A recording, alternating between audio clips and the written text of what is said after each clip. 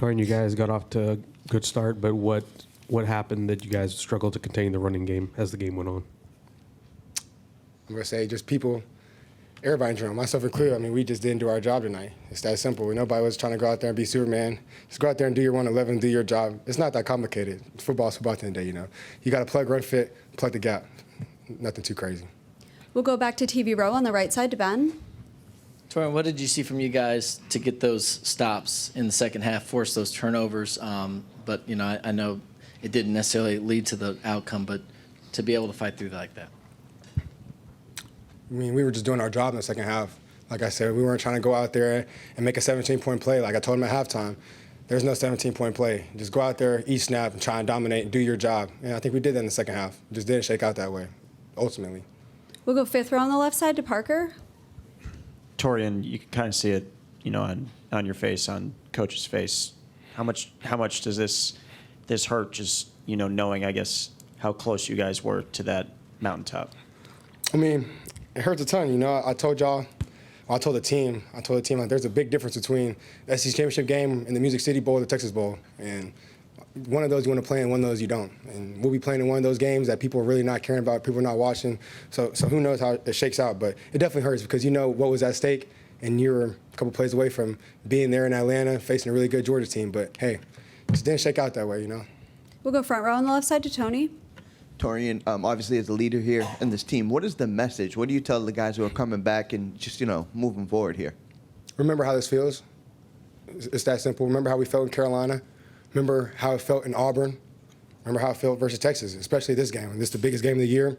It was, how many people were there? Probably 300,000 people here in the vicinity of Kyle Field. Like, this was the biggest game of a lot of people's lives. And we didn't rise to the occasion tonight, but maybe it just wasn't our time. It wasn't, because we're not going to the SEC championship. We'll go third row on the left side.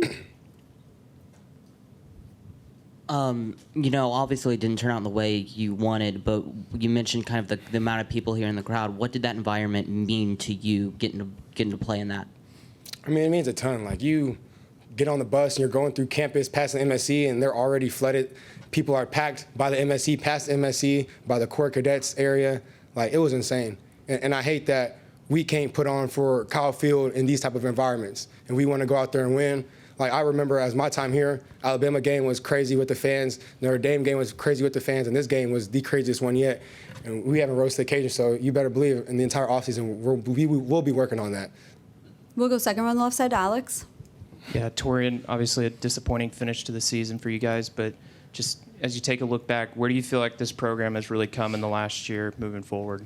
I mean, this came a long way. Like, I always tell people, it used to be a circus around here, and now it's a college football program. It feels like home. For a lot of people, we have a really good locker room, and nobody in our locker room and in all of our losses, nobody's been pointing the finger, because we understand it's a cumulative effort with the team, and it takes everybody to win, coaches included, staff included. But my heart goes out to all the operations people, all the recruiting, all the equipment staff, trainers, you name it, the people who are here the same amount of hours as us, and they don't get the recognition for it. Because trust me, I feel the worst. I get on a first-class seat coming back from South Carolina and Auburn, but how about the equipment managers who are driving 18 hours and 11 hours from South Carolina and Auburn? So my heart hurts for them because they put in so many hours and they're here so early, so it stings, bro. It really does. We'll go back to TV row on the left side to Tyler. Yeah, Taurean, kind of going off of that, just what do you take from this game kind of moving forward? And you got some time to think about it heading in with, bowl game later, but, what do you guys reflect on and take from this game as you build? You have to understand what's at stake every play. Your urgency has to increase, and it's not just Saturday at 6:45. Your urgency has to be increased on Monday's walkthrough, the Tuesday physical practice, the Wednesday practice, and the Thursday fine-tune practice. I felt like what you guys saw from me tonight wasn't I just woke up on Saturday and decided to go play good football. Like, I attacked this week with great urgency, and I did everything I could to prepare. And so I'm going to be working all offseason long to bring people with me, because at the end of the day, football is not a one-man game. It takes all 11, all 22. You catch a special team. It takes a lot of people to win the game. So there's no single player that can win a game. All right, it looks like that's all we have. Thank you, Taurean.